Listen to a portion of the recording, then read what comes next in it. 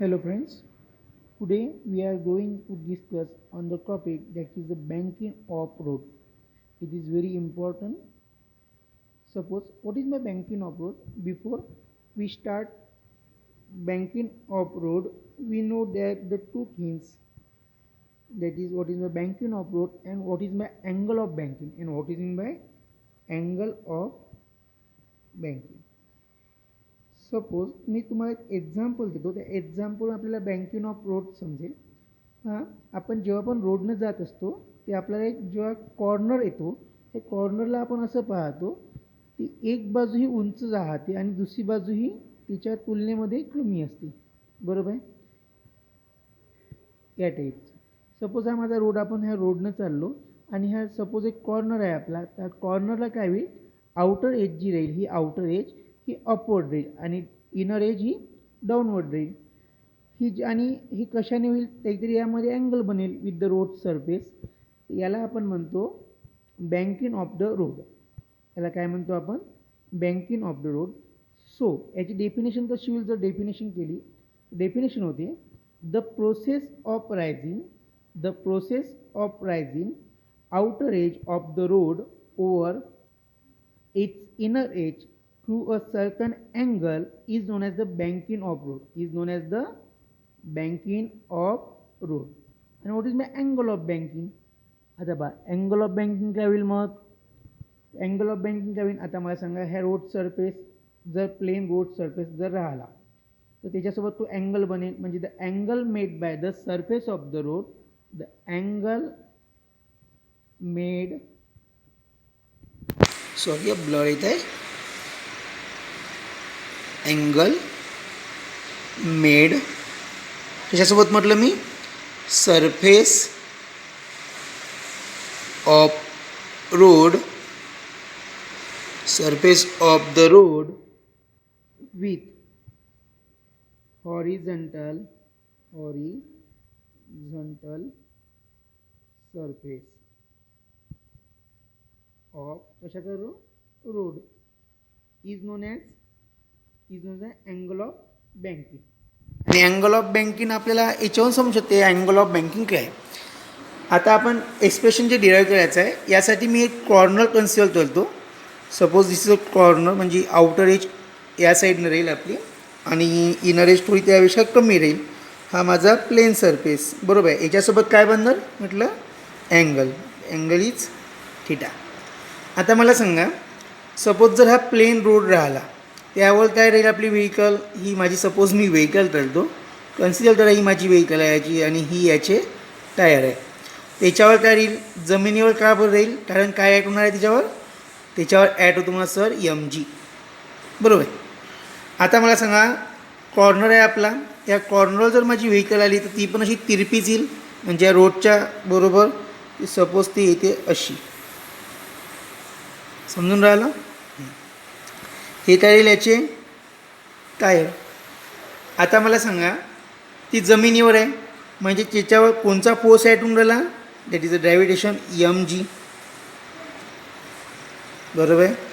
आणि याच्यातून काय होईल, एक नॉर्मल कंपोनंट ॲट होईल, तर ह्या नॉर्मल कंपोनंट या टाईपमध्ये होईल, that is a normal component, बरोबर. आता पहा, हा जो नॉर्मल कंपोनंट राहील, तर आपण 11th स्केलर आणि वेक्टरमध्ये रिझोल्युशन ऑफ वेक्टर शिकलो आहे. काय शिकलो आहे म्हटलं, रिझोल्युशन ऑफ वेक्टर. त्या रिझोल्युशन ऑफ वेक्टरमध्ये कसं होतं, सपोज हा माझा एक वेक्टर आहे R, त्याला मी स्प्लिटअप करत होतो दोन ह्याच्यात, दॅट इज या टाईपमध्ये, बरोबर आहे. हा माझा R cos थिटा आणि हा माझा R sin theta. It is a angle made bye theta. आणि ते मी सांगितलं होतं हे कसं बनायचं, म्हणजे R cos थिटा हा खाली आला, ती sin थिटा वरता आला, कन्फ्युजन नाही झालं पाहिजे. त्यामुळे जिथं रिझोल्युशन ऑफ वेक्टर आहे तिथं आपला राईट हँड ठेवायचा आणि राईट हँडमध्ये जशी आपण मुठ्ठी बांधतो त्या टाईपमध्ये हे आपले वेक्टर लिहायचे. सुरुवातीला कॉस थिटा, नंतर साईन थिटा. पण सिमिलरली जर मी इथं पाहिलं तर आपण ही आपली जी हाताची मुठ्ठी ती अशी बांधणार आहोत. ते कसं येईल, इथं हा जो नॉर्मल कंपोनंट आहे स्प्लिट होईल, एक होईल या टाईपमध्ये आणि एक होईल या टाईपमध्ये. हा जो जाईल ना, हा कशाचा होईल म्हटलं, N cos थिटा, आणि हा जो आहे ह्या काय होईल, N sin थिटा. हा टुवर्ड्स द सेंटर आहे. टुवर्ड्स द सेंटर साईड कोणचा फोर्स लागतो आपला? Yes, that is a centripetal force. It is not by M V square by R. बरोबर. म्हणजे एन कॉस थिटा हा जो कॉम्पोनंट आहे याला एम जी इक्वल करेल आणि एन साईन थिटाला काय इक्वल करेल? M V square by R. इथपर्यंत समजलं? आता बघा, जेव्हा हा रोड आणि टायरचा जेव्हा कॉन्टॅक्ट येईल तेव्हा यामध्ये काहीतरी फ्रिक्शन होईल. ते सपोज हे फ्रिक्शन होऊन राहिलं आपलं एफ. बरोबर आहे. एफ सफिक्स यस लिहितो मी. फ्रिक्शन होऊन राहिलं. आता हा फ्रिक्शनल फोर्स पण दोन कंपोनंटमध्ये रिझॉल्व होईल. तर सपोज मी इथे हँड ठेवतो आणि हे माझी रिस्ट बांधतो. तर इथे काय येईल माझं बेटा? हे येईल, याचे कंपोनंट येईल एफचे, that is F cos theta आणि हा एफ साईन थिटा. इथपर्यंत समजलं? आता पहा, मी ह्या यन कॉस थिटाला काय, N cos theta equal to काय येईल माझं? F sine theta plus M G. N cos theta equal to F sine theta plus M G. आता इथे एफ एस घेतलं तर इथे पण मी एफ एस देऊ शकतो आणि इथं पण एफ एस देऊ शकतो. काय येईल बेटा याच्याहून जर मी केलं तर याला सॉल्व, याला येईल N cos theta minus F H sine theta equal to M G. हे जाईल माझं इक्वेशन नंबर 1. आता पहा, N sine theta plus F cos theta. दुसरं येईल माझं N sine theta plus F S cos theta. Towards the centre आहे म्हणजे कोणचा फोर्स त्याला इक्वल करेल? That is M V square by R. This is my equation number 2. आता मी करतो इक्वेशन सेकंडला मी इक्वेशन फर्स्टनं डिवाईड करतो. बरोबर आहे. इथं माझं इक्वेशन काय येईल मुलांनो? पहा, माझं इक्वेशन येईल N sine theta plus F S cos theta divided by N cos theta minus काय येईल? F S sine theta. इथे येईल M V square by R upon M G. समजलं इथपर्यंत? आता पहा, हे जे आहे ही कोणची साईड होईल माझी? लेफ्ट हँड साईड आणि ही राईट हँड साईड. मी ज्या इक्वेशनला आहे ह्या इक्वेशनला म्हणजे या साईडला यन कॉस थिटानं डिवाईड करतो. फक्त कोणत्या साईडला? लेफ्ट हँड साईडला. तर माझं इक्वेशन मी इथंच लिहितो. पहा काय येईल? यन साईन थिटा अपॉन कशानं म्हटलं मी? यन कॉस थिटाने. N cos theta plus F S upon N cos theta into cos theta upon काय येईल बेटा इथं? यन कॉस थिटा नीचे N cos theta minus F S sine theta upon काय येईल इथे माझं? N cos theta. आणि ह्या पहा इथे काय होईल? एम एम गेट कॅन्सल, तर जी हा वरती जाईल, तर ही माझी V square by R G. आता पहा N N get cancel, sine upon